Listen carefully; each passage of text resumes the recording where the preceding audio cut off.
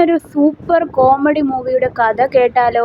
എലി കാരണം ഇവരുടെ ജീവിതത്തിൽ എന്തെല്ലാം ഉണ്ടാകുന്നു, എലി കാരണം എന്തെല്ലാം കോമഡികളാണ് ഈ സിനിമയില്. ഇത് കണ്ട് നിങ്ങളും ചിരിക്കൂ. അപ്പോൾ നമുക്ക് കഥയിലേക്ക് കടക്കാം. കഥയിലേക്ക് കടക്കുന്നതിന് മുമ്പ് പുതിയതായി വന്ന എൻ്റെ കൂട്ടുകാര് ചാനൽ ഒന്ന് ലൈക്ക് ചെയ്യാനും സബ്സ്ക്രൈബ് ചെയ്യാനും മറക്കണ്ട. നമുക്ക് കഥയിലേക്ക് കടക്കാം. ചേട്ടനും അനിയനും കൂടി അച്ഛൻ കൊടുത്ത ഫാക്ടറി നോക്കുവാനാണ് പോകുന്നത്. ഇതൊരു പഴയ ഫാക്ടറിയാണ്. പ്രായമുള്ളവരാണ് ഈ ഫാക്ടറിയിൽ ജോലി ചെയ്യുന്നത്. അച്ഛൻ കൊടുത്ത ഈ ഫാക്ടറി നിങ്ങൾക്കുള്ളതാണെന്ന് ഇയാൾ പറയാണ്. ഈ ഫാക്ടറി നോക്കി നടത്തേണ്ടത് നിങ്ങളാണെന്നാണ് ഇദ്ദേഹം പറയുന്നത്. അതേസമയം ആ ഫാക്ടറിയിൽ ഒരപ്പൂപ്പന്റെ അശ്രദ്ധ മൂലം കയറുണ്ട നേരെ താഴേക്ക് പോവുകയും മിഷന്റെ ഇടയിലേക്ക് കയറുകയും ചെയ്യുന്നു. അതുകൊണ്ട് അത് വർക്ക് ചെയ്യുന്നില്ല. ഇത് കണ്ട ചേട്ടൻ വിചാരിക്കുകയാണ്, ഈ ഫാക്ടറി നശിച്ചു പോയി, ഇനി ഇതും കൊണ്ട് ഒരു കാര്യവുമില്ല. ഇതല്ലാതെ അച്ഛൻ വേറെ വല്ലതും സൂക്ഷിച്ചു വെച്ചിട്ടുണ്ടോ എന്ന് ചോദിക്കുമ്പോൾ അച്ഛൻ്റെ പഴയ മുട്ടയും കുറച്ച് സിഗരറ്റുകളും കുറച്ച് സ്പൂണുകളുമാണ് കൊടുത്തത്. ഇതുകൊണ്ടൊക്കെ ഞാൻ എന്ത് ചെയ്യാന്, എനിക്കിതൊന്നും വേണ്ട, എനിക്ക് സ്വന്തമായിട്ടൊരു ഹോട്ടലുണ്ട്, അത് മതിയെന്ന് പറഞ്ഞ് അവൻ പോകാൻ നോക്കുമ്പോൾ നിങ്ങൾക്ക് വേണ്ടി അച്ഛൻ വേറൊരു കാര്യം എഴുതി വെച്ചിട്ടുണ്ടെന്ന്, ഒരു വീട്. അത് കേൾക്കുമ്പോൾ അവർ നിൽക്കുകയാണ്. അത് കിട്ടണമെങ്കിൽ ഇവിടെയുള്ള തൊഴിലാളികൾക്ക് മുടക്കി പോയ പൈസ തിരിച്ചു കൊടുക്കണം. അത് 5 ലക്ഷം രൂപയാകുമെന്ന് പറയുന്നു. അത് കേൾക്കുമ്പോൾ അവർ പറയാം, ഞങ്ങൾക്ക് അതിൻ്റെ ആവശ്യമില്ലെന്ന് പറഞ്ഞുകൊണ്ട് എനിക്കത് വേണ്ട എന്ന് പറഞ്ഞുകൊണ്ട് അവരവിടുന്ന് പോകുകയാണ്. അവൻ്റെ ഹോട്ടലിൽ മേയർ വരികയാണ് ഫുഡ് കഴിക്കാൻ. അവൻ സന്തോഷത്തോടെ അയാളെ സ്വീകരിക്കുകയും ചെയ്യുന്നു. അതിനുശേഷം അവൻ ഫുഡ് ഉണ്ടാക്കുകയാണ്. മറ്റുള്ളവരെ കൊണ്ടൊന്നും ഉണ്ടാക്കാതെ അവൻ സ്വന്തമായിട്ട് തന്നെ ഫുഡ് ഉണ്ടാക്കി അദ്ദേഹത്തിൻ്റെ മുന്നിലേക്ക് കൊടുക്കുന്നു. ഇതേ സമയം കുറച്ച് പത്രക്കാർ വന്നിട്ട് മേയറിൻ്റെ സൽക്കാരത്തെ പറ്റി ചോദിക്കാൻ, ഇതേ സമയം മേയർ വലിച്ചു കയറ്റിക്കൊണ്ടിരിക്കുകയാണ്. അയാളുടെ കുട്ടികൾ ഫുഡിൽ നിന്ന് ഒരു പാറ്റിയെ കുത്തിയെടുക്കുന്നു. ഇത് കണ്ടിട്ട് പത്രക്കാർ അങ്ങോട്ട് പോവുകയും മേയർ അത് തുപ്പിക്കളയുകയും അതിനകത്തൂടെ ഒരു പാറ്റിയെ കിട്ടുകയും ചെയ്യുന്നു. അതോ മേയറിന് അറ്റാക്ക് വന്ന് വീഴുകയും ചെയ്യുന്നു. അവന് പണി കിട്ടുകയും ആ ഹോട്ടൽ പൂട്ടുകയും ചെയ്യുകയാണ്. ഇവർ രണ്ടുപേരും കൂടി അച്ഛൻ കൊടുത്ത ആ പഴയ വീട്ടിലേക്ക് പോകുകയാണ്. അത് മൊത്തം കാട് പിടിച്ചിരിക്കുകയായിരുന്നു. ആ വീട്ടിൽ കയറിയപ്പോൾ തന്നെ അവർക്ക് പേടിയുണ്ടായിരുന്നു. എങ്കിലും അതെല്ലാം നോക്കിയതിന് ശേഷം അവരെല്ലാവരും നോക്കി അവസാനം ബെഡ്റൂമിൽ ചെല്ലുന്നു. അവിടെ ആകെ ഒരു കട്ടിൽ മാത്രമേ ഉള്ളൂ. അതിൽ ആര് കടക്കണമെന്ന് നമുക്ക് ടോസ് ഇട്ട് നോക്കാമെന്ന് പറയുന്നു. അവൻ നാണയം താഴേക്കിടുകയാണ്. എന്നാലോ അത് നേരെയാണ് വന്ന് നിൽക്കുന്നത്.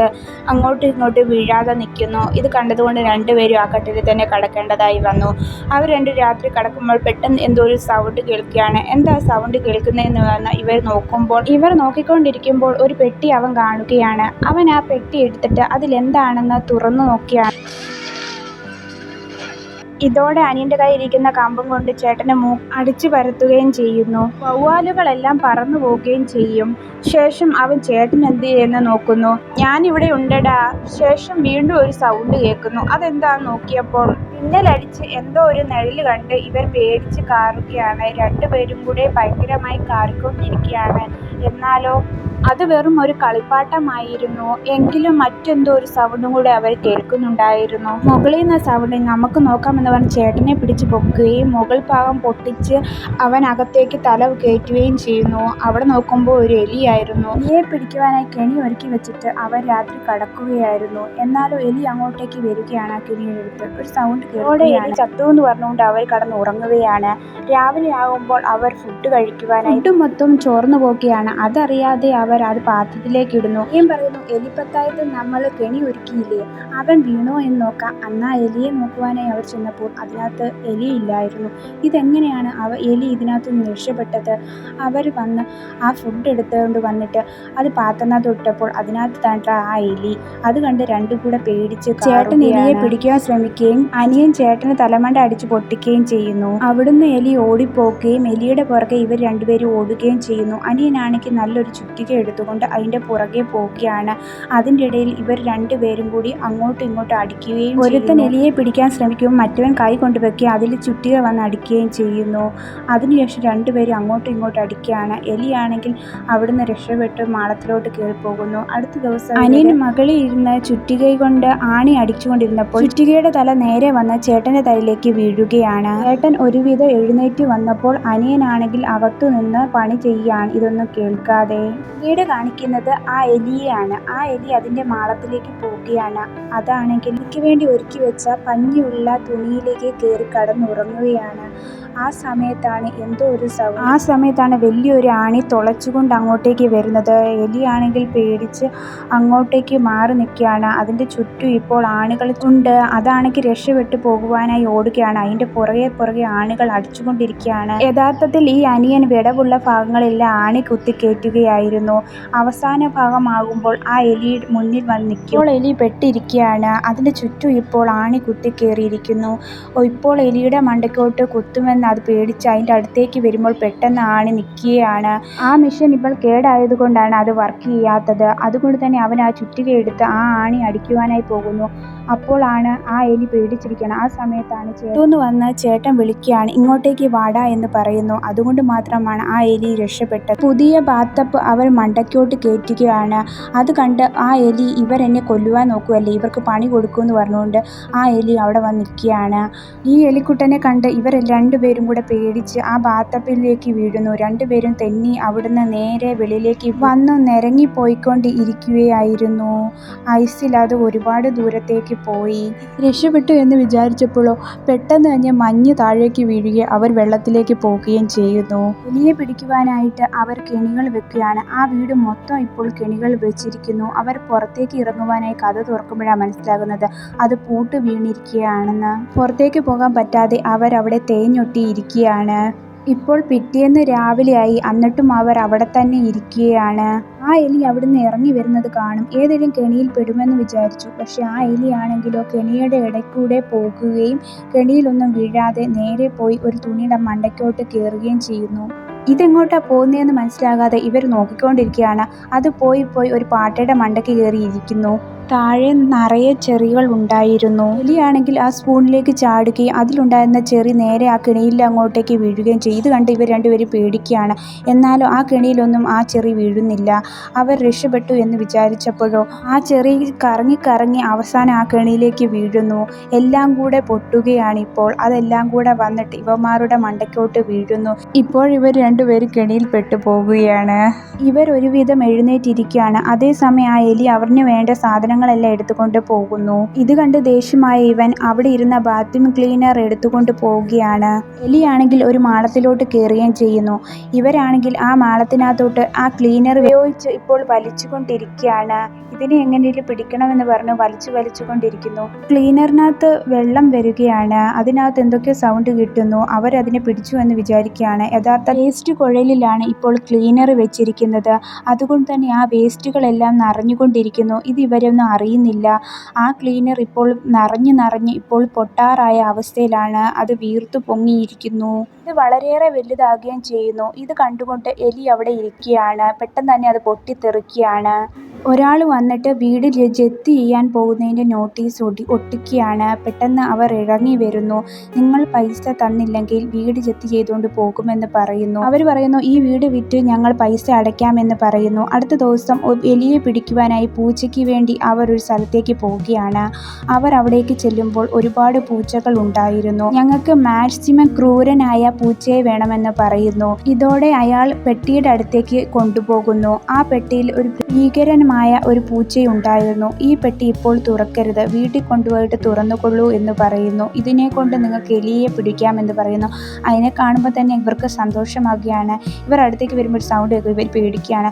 അതിനുശേഷം ഇവരെ ആ പൂച്ചയെ കൊണ്ട് വീട്ടിലേക്ക് കൊണ്ടുപോകുന്നു. പെട്ടിയുടെ ഉള്ളിൽ പൂച്ച വയലൻ്റായി ഇരിക്കുകയാണ്. അത് ആ പെട്ടി പൊട്ടിച്ച് കൈകൾ ഉയർത്തി പെട്ടെന്ന് തന്നെ പെട്ടിയിൽ നിന്ന് ഇറങ്ങിപ്പോകുകയാണ്. ആ എലിയുടെ കഷ്ടകാലം എന്ന് പറഞ്ഞുകൊണ്ട് അവർ ചിരിച്ചുകൊണ്ട് പോകുന്നു. ഇതേ സമയം ആ പെട്ടിയുടെ ഉള്ളിൽ നിന്ന് പൂച്ച പതുങ്ങിയിരിക്കുകയാണ്. അതേസമയം അങ്ങോട്ടേക്ക് എലി വരികയാണ്. ഉടനെ തന്നെ ആ പൂച്ച അത് കാണുകയും ആ എലിയെ പിടിക്കുവാനായി ശ്രമിക്കുകയും ചെയ്യുന്നു. എലിയാണെങ്കിൽ ഇതറിയാതെ അങ്ങോട്ടേക്ക് വരുന്നുമുണ്ട്. രണ്ടുപേരും അങ്ങോട്ടും ഇങ്ങോട്ടും അടികൂടുകയാണ്. ഒരുവിധം ഈ പൂച്ച അങ്ങോട്ട് ചാടുന്നു. അതിനുശേഷം അതാണെങ്കിൽ ഒരു തുണിയുടെ അകത്തേക്ക് കയറുന്നു. അതേസമയം പൂച്ചയും കയറുന്നുണ്ട്. രണ്ടുപേർക്ക് അങ്ങോട്ടും ഇങ്ങോട്ടും പരിക്കുകൾ ഉണ്ടാകുന്നു. അവസാനം ഈ പൂച്ചയാണെങ്കിൽ ആ എലിയുടെ കെണിയിൽ പെടുന്നുമുണ്ട്. പൂച്ച ഇപ്പോൾ ആകെപ്പാടെ പെട്ടുപോയ അവസ്ഥയിലാണ്. പൂച്ച വളരെ വാശിയോടെ എലിയുടെ പുറകെ ചെല്ലുകയാണ്. എലി ഒരു ദ്വാരത്തിന്റെ ഉള്ളിലേക്ക് കയറുകയാണ്. പൂച്ചയാണെങ്കിൽ വളരെ കഷ്ടപ്പെട്ട് കൈ ഉപയോഗിച്ച് അതിന്റെ ഉള്ളിലേക്ക് കയറുകയാണ്. എലിയാണെങ്കിൽ കയറിന്റെ മണ്ടയ്ക്ക് കയറിയിട്ട് കട്ട് ചെയ്യുന്നു. അതുകൊണ്ട് തന്നെ ആ പൂച്ച നേരെ താഴേക്ക് വീഴുകയാണ്. അതോടെ പൂച്ചയുടെ കാര്യം തീരുകയാണ്. അടുത്ത ദിവസം എലിയെ കൊല്ലുവാനായി ഒരാളെ അങ്ങോട്ടേക്ക് കൊണ്ടുവരികയാണ്. ഇയാളാണെങ്കിൽ ആ എലിയെ പിടിക്കാൻ ഒരു ഭ്രാന്തനെ പോലെ അവിടെയെല്ലാം പരിശോധിക്കുകയാണ്. കുറ്റവാളിയെ പിടിക്കാൻ വന്ന ഒരു CIDയെ പോലെയാണ് അയാളുടെ പെരുമാറ്റമെല്ലാം. എല്ലാ കാര്യവും അദ്ദേഹം റെക്കോർഡ് ചെയ്തും വെക്കുന്നുണ്ട്. ആ എലിയെ പിടിക്കാൻ ഞങ്ങൾ ആകുന്ന പണിയെല്ലാം നോക്കി, പറ്റിയില്ല. നിങ്ങളെ കൊണ്ട് പറ്റുമെന്നാണ് ഞങ്ങൾ വിശ്വസിക്കുന്നത്. നാളെ വന്ന് നോക്കിക്കോളൂ, നിങ്ങൾക്ക് ആ എലിയെ കൊണ്ട് ഒരു ശല്യവും ഉണ്ടാകില്ലെന്ന് പറയുന്നു. ഇവരിപ്പോൾ ഫാക്ടറിയിൽ വരികയാണ്. അവിടുത്തെ തൊഴിലാളികൾ ഇപ്പോൾ സമരം ചെയ്യുകയാണ്. അവരുടെ ഇടയിൽ നിന്ന് കഷ്ടിച്ച് പെട്ടെന്ന് അവർ ഉള്ളിൽ കയറുകയും ചെയ്യുന്നു. അനിയൻ ഓടിപ്പോവുകയും ചെയ്യുന്നു. ഒരുവിധം അവർ അവിടേക്ക് കയറി വരും. ഇപ്പോൾ പ്രവർത്തിക്കാനായി നോക്കുകയാണ്. ഇവന്റെ കോട്ടാണെങ്കിൽ ഈ കമ്പെ വന്ന് മുട്ടുകയാണ്. അതുകൊണ്ട് തന്നെ ആ നൂല് മൊത്തം വലിയുന്നു. ഇതൊന്നും ഇവൻ അറിയുന്നില്ല. യന്ത്രം ഓണാക്കുകയും അത് പ്രവർത്തിക്കുകയും ചെയ്യുന്നു. അവൻ നോക്കുമ്പോൾ ഒരു നൂല് കാണുന്നു. ഇത് അവന്റെ നൂലാണെന്ന് അവൻ മനസ്സിലാക്കുന്നില്ല. അവൻ ആ നൂല് ആ യന്ത്രത്തിലേക്ക് ഇടുകയാണ്. അപ്പോൾ ആ മിഷൻ ആണെങ്കിൽ പ്രവർത്തിക്കുകയാണ്. അത് നൂലുണ്ടാക്കിക്കൊണ്ടിരിക്കുന്നു. അവന്റെ കോട്ട് വലിച്ചെടുക്കുകയാണ്. ഇപ്പോൾ അവൻ അവന്റെ അബദ്ധം മനസ്സിലാക്കുകയും ആ നൂലെ പിടിച്ച് വലിക്കുകയും ചെയ്യുന്നു. ഇതോടെ പാന്റിന്റെ നൂലും ആ മിഷനിലേക്ക് കയറി പോകുന്നു. അവനാണെങ്കിൽ ഇപ്പോൾ ആ മെഷീൻ ഓഫ് ചെയ്യാൻ നോക്കുകയാണ്. എന്നാലും അവൻ്റെ ഡ്രസ്സിൻ്റെ ഓരോ ഭാഗങ്ങൾ ആ മെഷീൻ്റെ ഉള്ളിലേക്ക് കയറി പോവുകയാണ്. മൊത്തം വലിഞ്ഞു പോകുന്നു. അയ്യോ, എന്നെ ആരെയും രക്ഷിക്കണേ എന്ന് പറഞ്ഞുകൊണ്ട് അവൻ കാറിക്കൊണ്ടിരിക്കുകയാണ്. ഇതേ സമയം CID ആണെങ്കിൽ എലിയെ പിടിക്കാനുള്ള പ്ലാനുകളെല്ലാം ചെയ്യുകയാണ്. അവൻ നോക്കുമ്പോൾ ഒരു സാധനം കാണുന്നു. പെട്ടെന്ന് തന്നെ ആ സാധനം നോക്കുകയും ഞാനിപ്പോൾ കാണുന്ന ഒരു പ്രധാനപ്പെട്ട കാര്യമാണ്, ഈ കേസിൽ ഒരു വഴിത്തിരിവാണെന്ന് അവൻ റെക്കോർഡ് ചെയ്ത് പറയുകയാണ്. അതിനുശേഷം താഴെ കിടന്ന ആ സാധനം എടുത്ത് അവൻ കഴിക്കുന്നു. അത് ശരിക്കും എലിയുടെ കാട്ടമായിരുന്നു. അണ്ടർഗ്രൗണ്ടിൽ എലി ഉണ്ടോ എന്ന് നോക്കുവാൻ സീസർ ആണെങ്കിൽ ക്യാമറ വെച്ച് നോക്കുകയാണ്. കുറച്ചു നേരം കഴിയുമ്പോൾ ക്യാമറ പ്രവർത്തിക്കുന്നില്ല. എന്താണ് സംഭവിക്കുന്നതെന്ന് അവൻ പരിശോധിച്ചു കൊണ്ടിരിക്കുകയാണ്. അതേസമയം എലി അങ്ങോട്ട് വരികയും ക്യാമറയുടെ വെള്ളി നേരെ താഴേക്ക് വലിച്ചു കൊണ്ടുപോവുകയും ചെയ്യുന്നു. സീസർ പരിശോധിച്ചുകൊണ്ടിരിക്കുമ്പോൾ ക്യാമറയുടെ വെള്ളി ആരോ മുറിച്ചിട്ടുണ്ടെന്ന് മനസ്സിലാക്കുകയും ചെയ്യുന്നു. ക്യാമറ ഇപ്പോൾ തൻ്റെ വണ്ടിയുടെ അടുത്തേക്കാണ് പോകുന്നതെന്ന് മനസ്സിലായിക്കൊണ്ട് ഇവൻ അങ്ങോട്ടേക്ക് ഓടിപ്പോവുകയാണ്. അതുവഴി നോക്കുമ്പോൾ കാറിൻ്റെ അടിയിൽ ആ എലി നിൽക്കുന്നതായി അത് കാണുന്നു.